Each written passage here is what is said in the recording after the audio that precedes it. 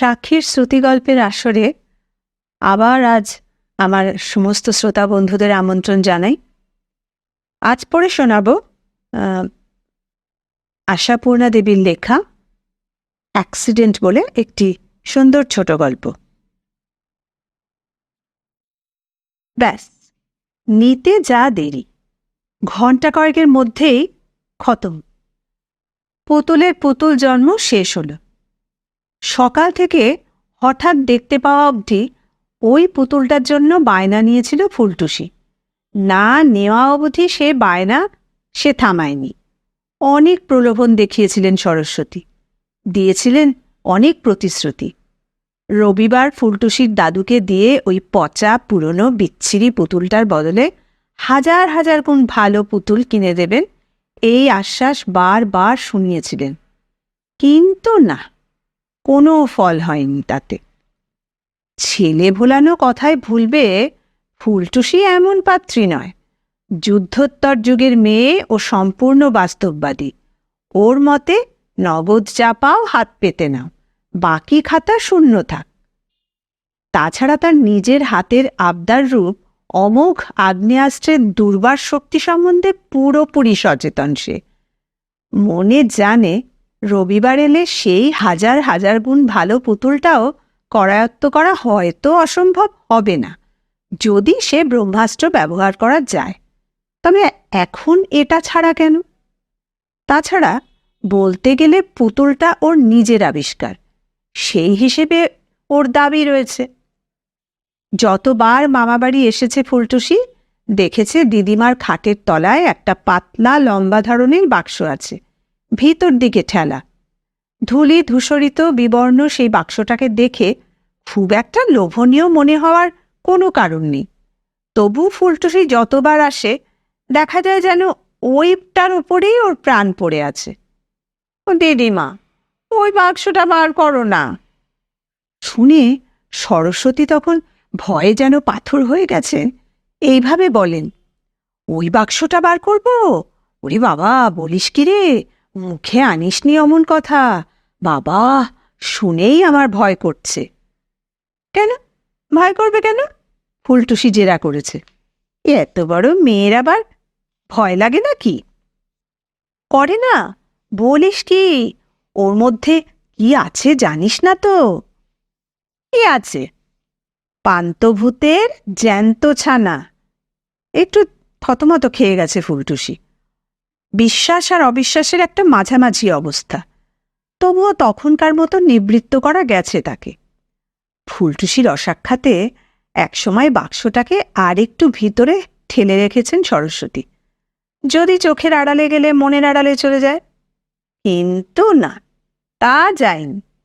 ফুলটুসির চিত্ত জগৎ থেকে নড়াতে পারেননি সেই বাক্সকে। ফুলটুসি তেমন হালকা মেয়ে নয়। ওই ধূলি ধূসর আবরণের মধ্যে কি অনন্ত রহস্য লুকোনো আছে তা না দেখে ওর শান্তি কোথায়?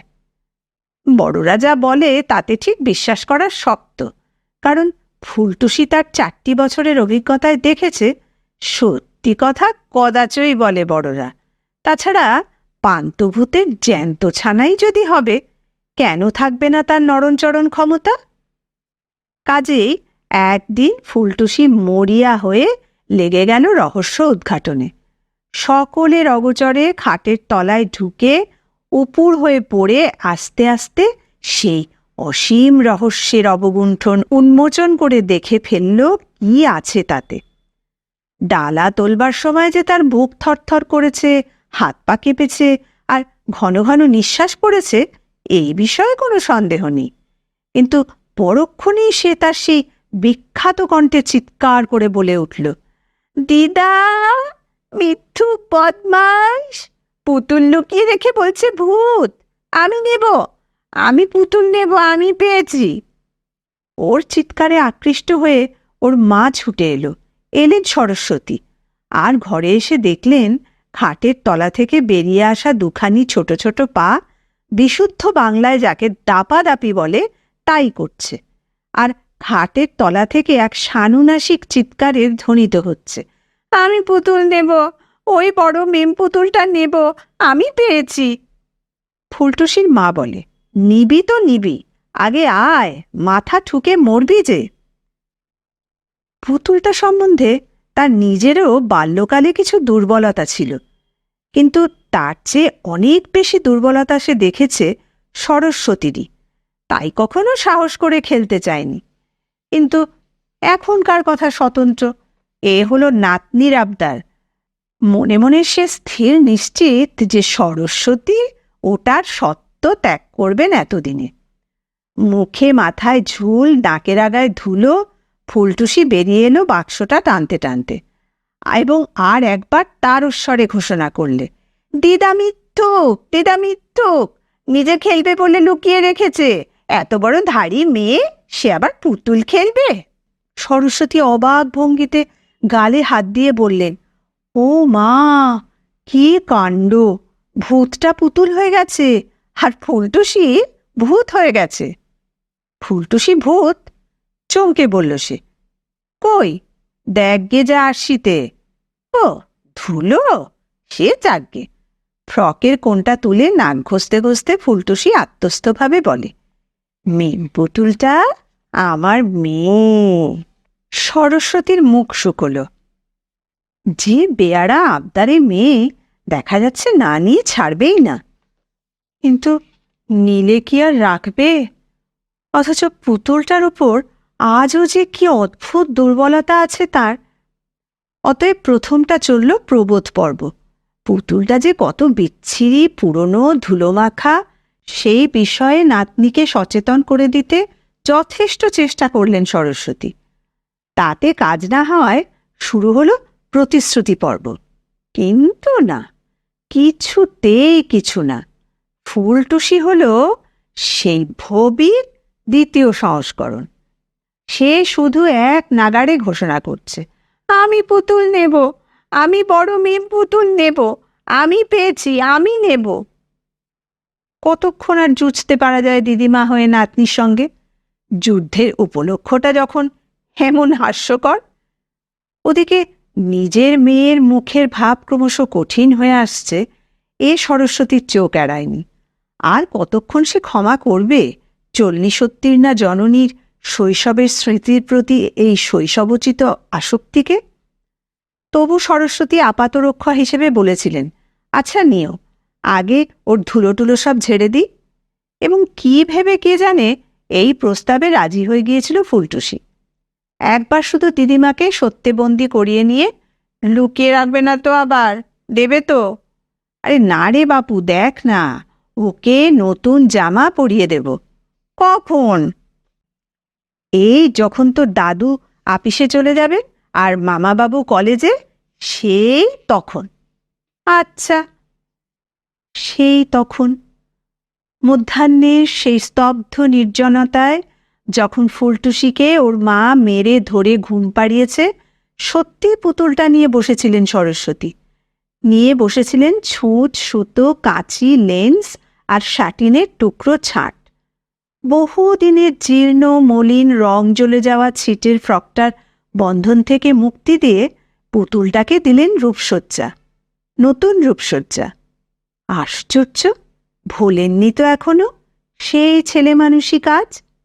দিব্যি চটপট তৈরি করে ফেললেন পুতুল জনচিত শৌখিন ফ্রকটি, লেস আর শাটিনের সমন্বয়ে। টুপিটা পর্যন্ত বদলে দিলেন। দেখলে আর সহসা পুরনো জিনিস বলে মনেই হচ্ছে না। সেকালের জিনিস, সত্যিকারের ভালো জিনিস। এখনও তার কলকবজা ঠিক আছে। এখনও তাকে শুইয়ে দিলে চোখ বোঝে, আর বসালে চোখ খোলে। নিস্তব্ধ দুপুরের একটা মাদকতা আছে।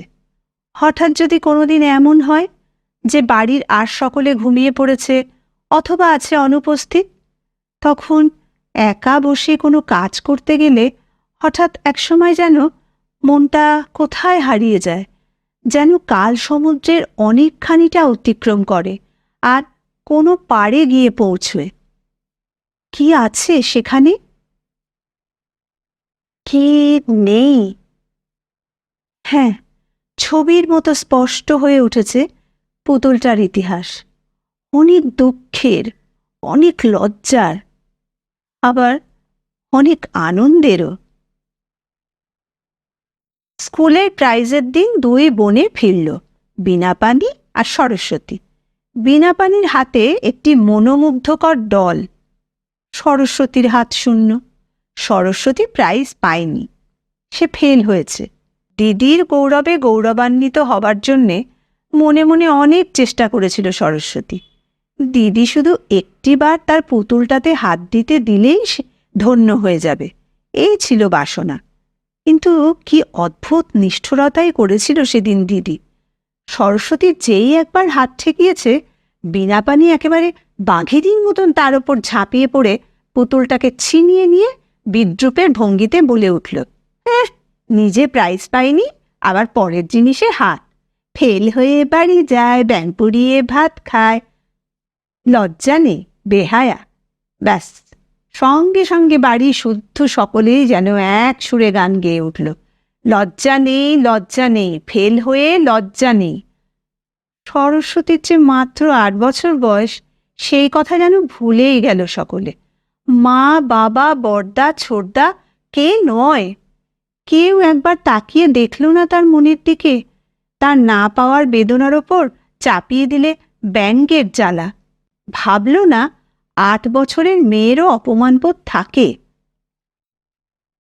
পরে ভেবে দেখেছেন সরস্বতী, সবটাই হয়তো তাদের ইচ্ছাকৃত নিষ্ঠুরতা নয়, নয় মমতার অভাব, অভাব হচ্ছে বোধের। সেই যুগে ছোট ছেলে মেয়েদের মানুষ বলে ধর্তব্য করার রীতিই ছিল না। এ কথা ভাববার অভ্যেস ছিল না তাদের যে তাদেরও মন আছে। যদিও নিতান্ত নাবালকদের কাছ থেকে আশা করা হতো নম্রতার, বাধ্যতার, কর্তব্যবোধের, আশা করা হতো তাদের কাছ থেকে লজ্জা, শরম, জ্ঞানের। যাক, এ যুগ তার শোধ দিচ্ছে। সরস্বতীর কঠিন পণ, সে কিছুতেই কাঁদবে না। আর তার অভিভাবক মণ্ডলীও বোধ করি দ্বিগুণ পণ করে বসেছিলেন যে তাকে কাঁদিয়েই ছাড়বেন।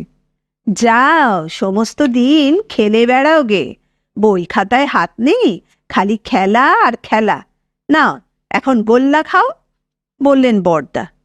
সেই কথারই জেদ টানল ছোটদা, আহাহা, বলতে পারছো না বড়দা, অনেকদিন রসগোল্লা খাইনি যে, তাই স্কুলের দিদিমণির কাছে গোল্লা খাবার জন্য আর্জি করেছিল। বরং তিরস্কার সহ্য হয় তো সহ্য হয় না ব্যঙ্গ, কিন্তু তাইতেই যেন তাদের যত স্ফূর্তি।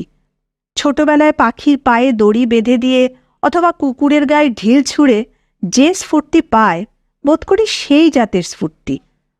হয়তো অত্যাচারেরও একটা নেশা আছে, করতে করতে বেড়ে যায়। একজন অত্যাচার করছে দেখলে তখন করতে ইচ্ছে করে। ফেল করবার জন্য ধিক্কার দিয়ে দিয়ে আর তার সরস্বতী নামের প্রতি কটাক্ষপাত করে শেষ অবধি তাকে কাঁদানো হলো। তবু আর তো সকলের একসময় শেষ হলো, কিন্তু ছোটদার যেন আর শেষই হতে চায় না। তার রায় অনুযায়ী সরস্বতীকে নিজের গালে চড় মারতে হলো, নিজের কান নিজে মলতে হলো, মেপে মেপে 3 হাত নাকে খত দিতে হলো এবং 1 ঘন্টা ধরে এক পায়ে খাড়া হয়ে থাকতে হলো। ছোটদাকে তখন পিশাচ ছাড়া আর কিছুই ভাবতে পারেনি সরস্বতী। কিন্তু কিছু পরে ঘটনার মোড় বদলে গিয়েছিল। কেঁদে কেঁদে না খেয়ে ঘুমিয়ে পড়া সরস্বতীর পরদিন সকালে উঠে সেই ছোটদাকেই দেবতা মনে হয়েছিল। কিন্তু সেই দেবতার আসন কি একেবারে নিশ্চিহ্ন হয়ে গেছে?